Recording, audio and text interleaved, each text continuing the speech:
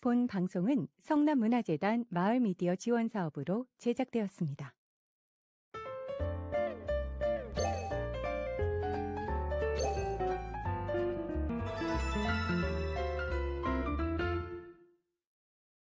소파 방정환 선생님이 어린이날을 제정한 지 올해가 100주년 되는 해입니다. 작년이 어린이날 선포 100주년이었고요. 올해가 제정 100주년입니다. 이 땅의 어린이가 모두 행복하면 좋겠습니다. 안녕하세요. 라울님 이현순입니다. 저는 오늘부터 2주 동안 성남 역사 인물 이야기를 하려고 합니다. 며칠 전에 제가 중앙공원을 다녀왔는데요. 초등학교 아이들이 야외 학습을 나왔더라고요. 중앙공원 문화해설사분들이 중앙공원에 있는 역사 이야기를 들려주고 있었어요. 혹시 여러분, 중앙공원이 개발되기 전에 숲안 마을이라고 했다는데 알고 계신가요? 숲이 우거져 밖에서는 마을이 보이지 않았답니다. 이 마을에는 70여 가구가 살았는데 그중 30여 가구가 한산이시였다고 하는데요. 분당이 개발되면서 다른 곳으로 이주를 했답니다. 오늘 여러분과 방송에서 이야기를 나눌 인물은 이곳 중앙공원의 집성촌을 이루고 살았던 한산 이씨 가문의 이경류 선생에 대한 이야기입니다. 이경류 선생은 1564년에 태어나 1592년 선조 때죠. 임진왜란 당시 상주에서 28세의 젊은 나이로 전사한 인물입니다. 임진왜란 때라 젊은 장수들이 전사한 경우는 많았죠. 그런데 이경류 선생은 장수가 아니라 문관이었습니다. 병조좌랑직을 가지고 있었던 분인데요. 어떻게 문관임에도 전쟁터에 나가게 됐는지 그 이야기를 드라마로 듣겠습니다.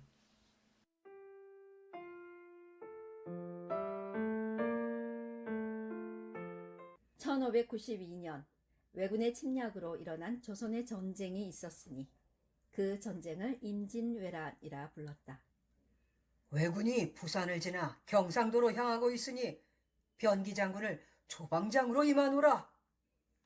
변기 장군은 경상도 상주 지역을 꼭 지켜내도록 하여라. 예, 명 받들겠습니다. 변기 장군은 경상도 지역을 지키는 임무를 맡고 당시 무장으로 있던 이경류의 둘째 형 이경함을 종사관으로 임명하여 함께 가기 위해 임금께 상소를 올렸다. 전하, 이경류를 경상도 전투에 종사관으로 명하여 주시옵소서. 변기 장군은 상소문에 이경류의 둘째 형 이경함을 써야 하는데 이경함 대신 이경류를 써서 상소를 했으니 이를 알지 못한 임금은 이경류를 경상도 지역의 종사관으로 임명했다. 아이고, 이보게, 경류. 내가 잘못하여 자네 형 이름을 쓴다는 게 그만 자네 이름을 써서 임금님께 올렸으니 이를 어쩌면 좋은가? 어쨌든 임금님께서 제게 종사관의 명을 내리셨으니 제가 가는 게 마땅합니다. 미안해하지 마십시오. 그럼 우리 경상도 문경세제에서 만나도록 하세. 자네는 가족과 인사를 나누고 뒤따라오시게. 이경류는 당시 병조좌랑으로 문관이었으므로 전쟁에 나가지 않아도 되는 직책이었다.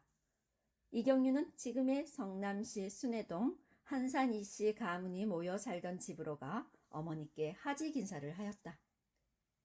어머니, 나라가 위태로운데 문인, 무인이 따로 있겠습니까? 임금님의 명이니 제가 마땅히 전장으로 나가야 합니다. 건강히 계십시오.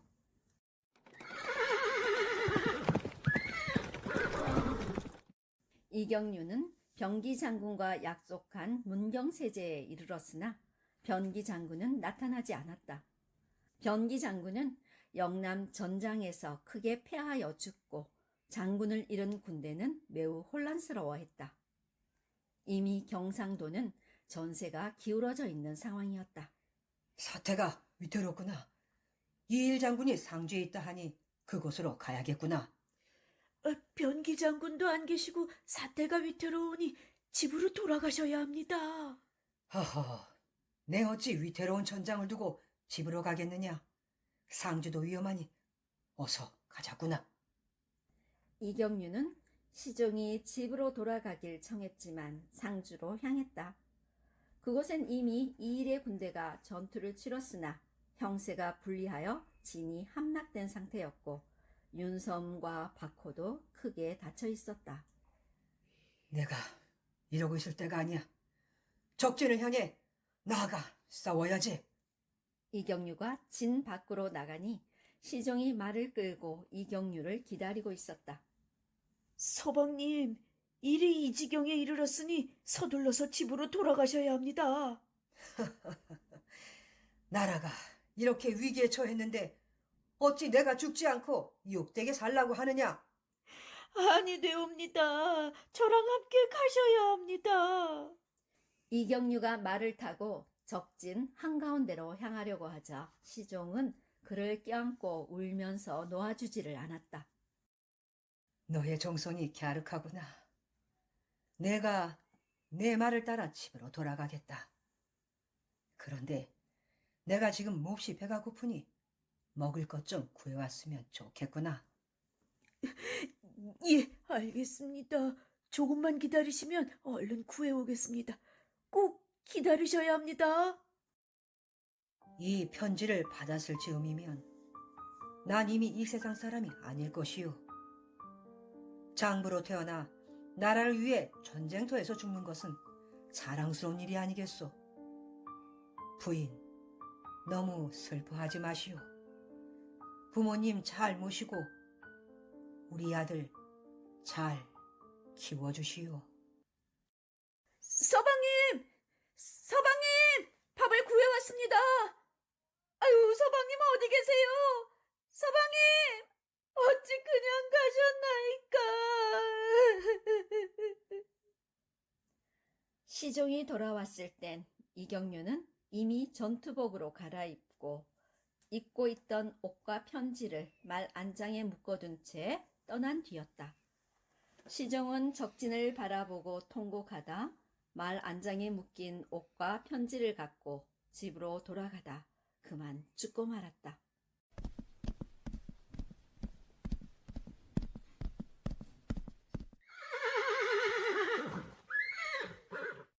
이경유가 타고 갔던 말만 살아서 분당구 순회동 이경유의 집으로 돌아왔으니 말도 3일 동안 먹이도 먹지 않고 울부짖다가 죽었다고 한다. 이경유의 옷과 유품을 현재 분당구 순회동에 위치한 중앙공원에 묻었다. 청명한 말 무덤 또한 중앙공원에 위치하고 있다.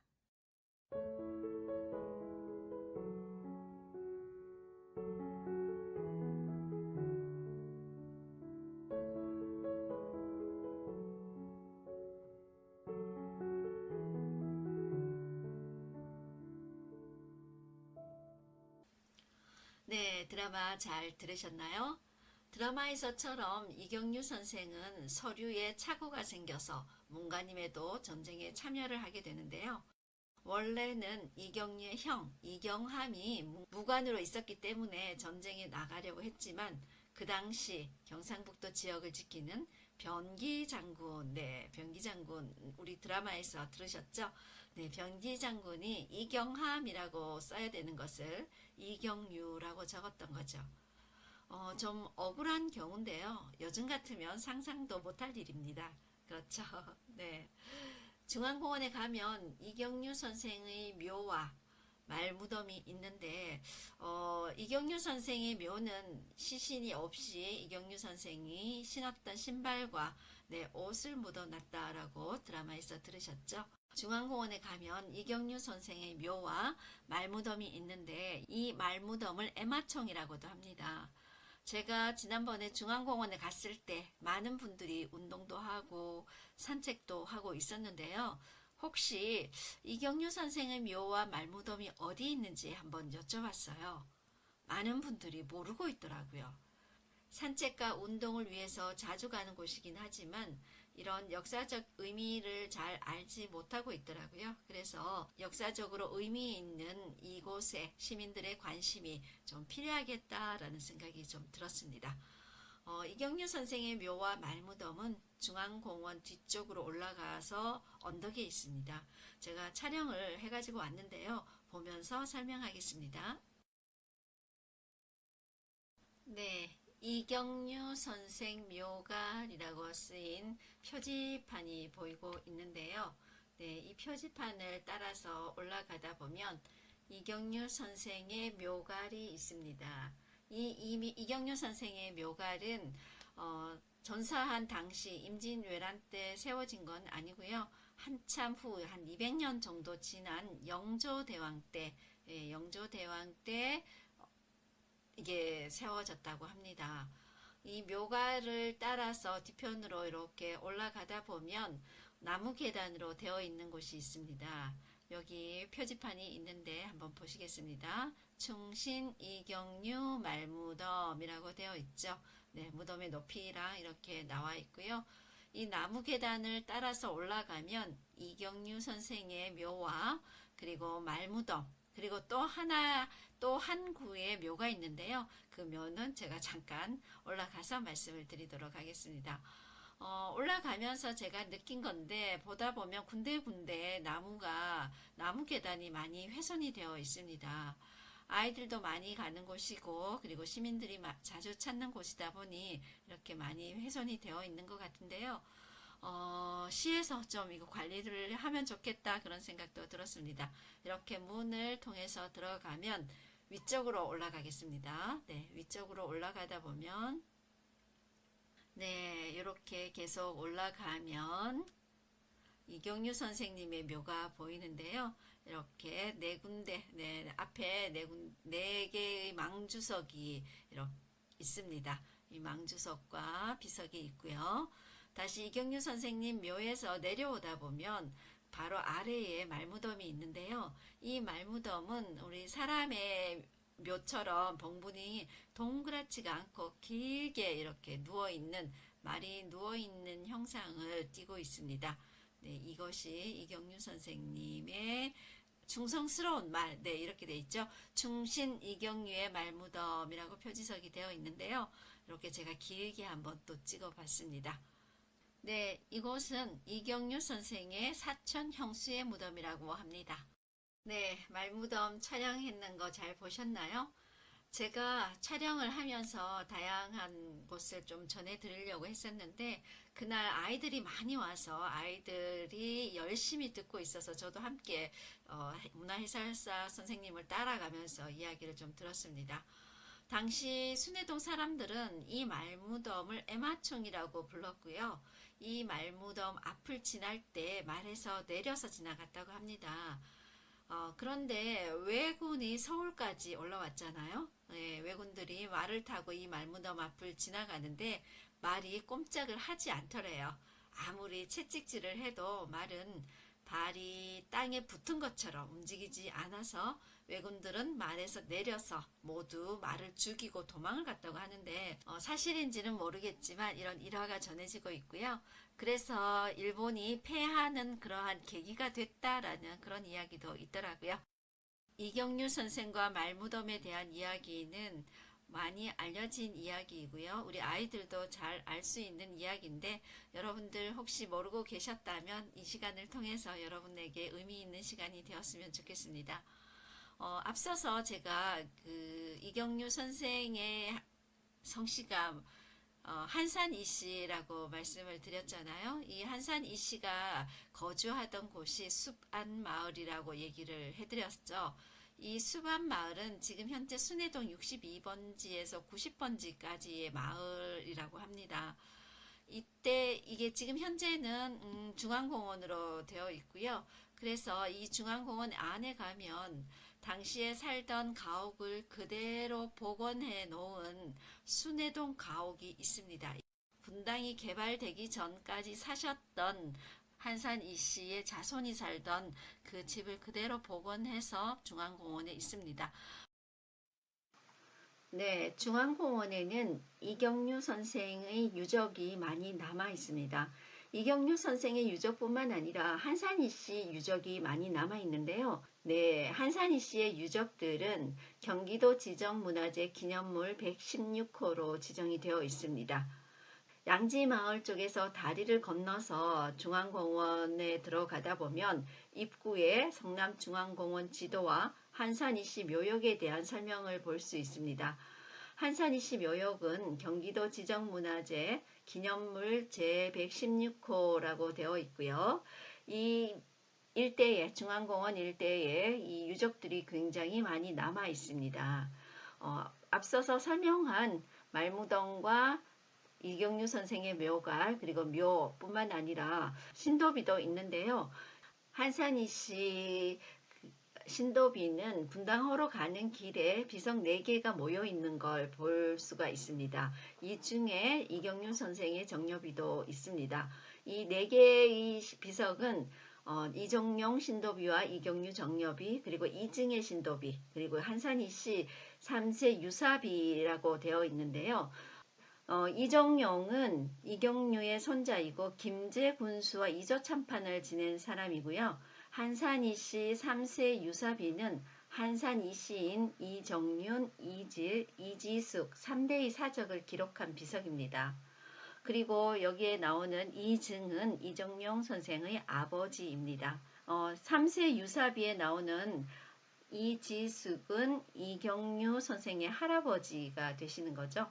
이경류 선생을 중심으로 윗대와 아랫대가 함께 모여있는 비석들이 여기에 분당중앙공원 분당천 옆에 이렇게 자리를 잡고 있습니다. 이렇게 4개의 비석 중에서 가장 특이한 것이 이경류 선생의 정렵인데요.